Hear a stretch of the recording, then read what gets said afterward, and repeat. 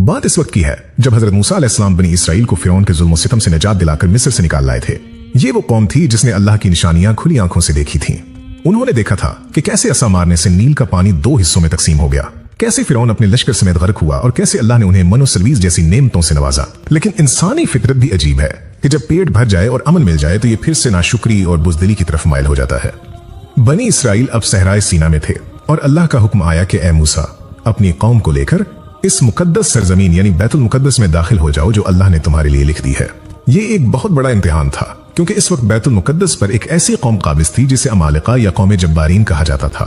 ये लोग आम इंसान नहीं थे, बल्कि रिवायात में आता है कि उनके कद निहायत लंबे, जिसमें फौलाद की तरह सख्त और चेहरे ऐसे खौफनाक थे कि देखने वाला वहीं दम तोड़ दे।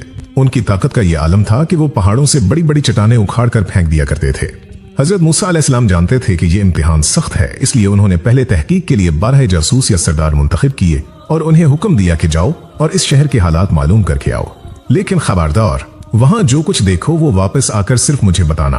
आम लोगों में उसका चर्चा मत करना, वरना कौम के हौसले टूट जाएंगे। दोस्तों, ये 12 अफराद जब इस बस्ती के करीब पहुंचे तो उनकी आंखें फटी की फटी रह गईं। उन्होंने देखा कि वहां के बाशिंदे तो इंसान कम और चलते फिरते पहाड़ ज्यादा लगते हैं। रिवायात में तो यहां तक बयान किया गया है कि वहां के फल भी इतने बड़े थे कि एक अंगूर के गुच्छे को उठाने के लिए कई कई आदमियों की जरूरत पड़ती थी। इन जासूसों ने जब कौम जब्बारीन के एक आम आदमी को देखा तो उनके दिल दहल गए। उन्हें ऐसा महसूस हुआ कि उन देव हैकल लोगों के सामने हम तो टेडी दिल या मामूली कीड़े मकोड़ों की मानिंद हैं। वो खौफ जो उनके दिलों में बैठा उसने उनके ईमान की बुनियादें हिला दें। हालांकि वो ये भूल गए कि उनके साथ वो रब है जिसने फिरौन जैसे मुतकब्बिर को मिट्टी में मिला दिया था। लेकिन खौफ इंसान की आंखों पर ऐसी पट्टी बांध देता है कि उसे सामने खड़ा दुश्मन तो नजर आता है मगर साथ खड़ा खुदा नजर नहीं आता। जब ये जासूस वापस आए तो उनके चेहरों पर हवाइयां उड़ी हुई थीं। हजरत मूसा अलैहिस्सलाम की नसीहत के बावजूद उनमें से 10 अफराद अपने जज्बात पर काबू न रख सके और उन्होंने पूरी कौम में ये बात फैला दी कि वहां तो ऐसे लोग हैं जिनसे लड़ना मौत के मुंह में जाने के मुतरादिफ है।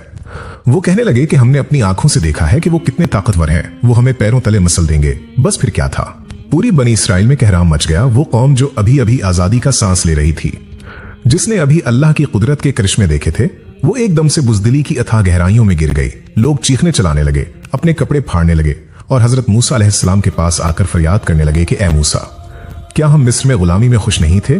तुम हमें यहाँ इस सहरा में मरने के लिए ले आए हो। अगर हम वहां जाते हैं तो वो जब्बारीन हमें मार डालेंगे और हमारी औरतों और बच्चों को कैदी बना लेंगे। उससे बेहतर तो यह था कि हम मिस्र में ही मर जाते। जरा सोचिए उस वक्त हजरत मूसा अलैहिस्सलाम के दिल पर क्या गुजरी होगी। एक पैगंबर जो अपनी कौम की आजादी के लिए बादशाहों से टकरा गया, जिसने उनके लिए अपना आराम और सुकून तज दिया, आज वही कौम उनके सामने खड़ी होकर कह रही थी कि हम लड़ नहीं सकते। इस मौका पर इन 12 जासूसों में से सिर्फ 2 अल्लाह वाले ऐसे थे जिनका ईमान मजबूत था। एक हजरत यूशा बिन नून और दूसरे कालिब बिन यूफिना।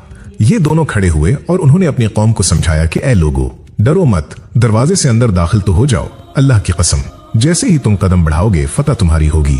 वो लोग जिस्मानी तौर पर बड़े जरूर हैं मगर उनके दिल कमजोर हैं, क्योंकि उनके पास अल्लाह की मदद नहीं है और तुम्हारे पास अल्लाह है। तुम सिर्फ हिम्मत करो, बाकी काम अल्लाह का है। लेकिन खौफ जब दिल में घर कर ले तो नसीहत असर नहीं करती।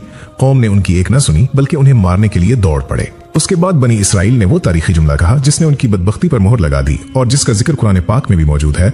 उन्होंने हजरत मूसा अलैहिस्सलाम से साफ कह दिया कि ए मूसा, जब तक वो जब्बारीन वहां मौजूद हैं हम हरगिज उस शहर में दाखिल नहीं होंगे। तुम जाओ और तुम्हारा रब जाए और उनसे लड़ो, हम तो यहीं बैठे हैं। ये अल्फाज नहीं थे बल्कि ये अल्लाह की रहमत को धुतकारना था। ये इस पैगंबर की तौहीन थी जिसकी दुआओं से उन पर बादल साया करते थे और आसमान से खाना उतरता था।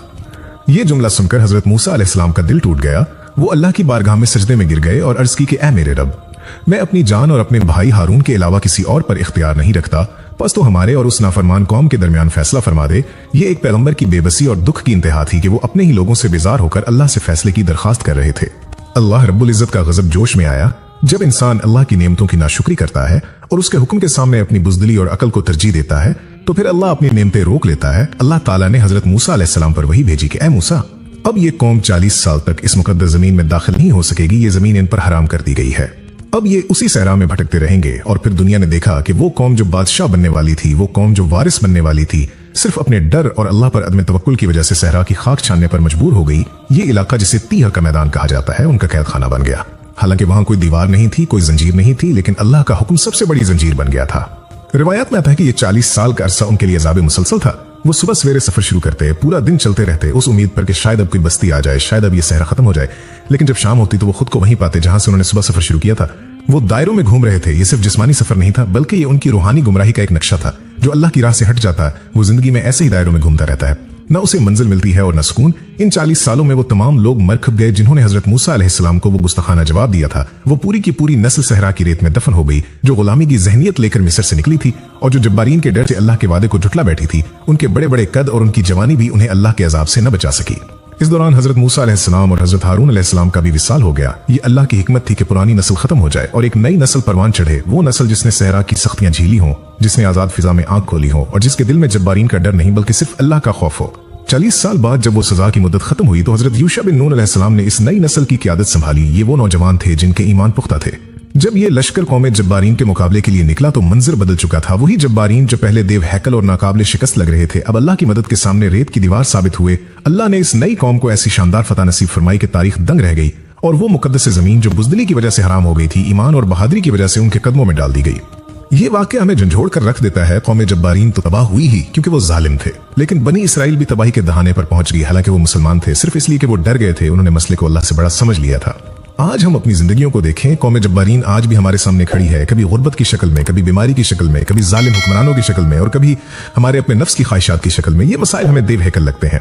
हमें लगता है कि हम उनका मुकाबला नहीं कर सकते। हम भी बनी इसराइल की तरह वहीं बैठ जाते हैं और कहते हैं कि अल्लाह तू ही कर, हमसे नहीं होगा। हम भूल जाते हैं कि अगर समंदर फट सकता है, अगर आग ठंडी हो सकती है, तो हमारी जिंदगी के ये मसाइल भी हल हो सकते हैं। शर्त सिर्फ ये है कि हम पहला कदम उठाएं, हम दरवाजे में दाखिल तो हों। मेरे अजीज दोस्तों, ये किस्सा हमें सिखाता है कि जिंदगी में फतह ताकत से नहीं तवक्कुल से मिलती है। जब्बारीन कितने ही बड़े क्यों ना हो, अल्लाह की ताकत से बड़े नहीं हो सकते। जब आप अल्लाह के हुक्म पर अमल करने के लिए कदम बढ़ाते हैं तो अल्लाह ताला गैब से ऐसे असबाब पैदा कर देता है जो आपके वहम और गुमान में भी नहीं होते।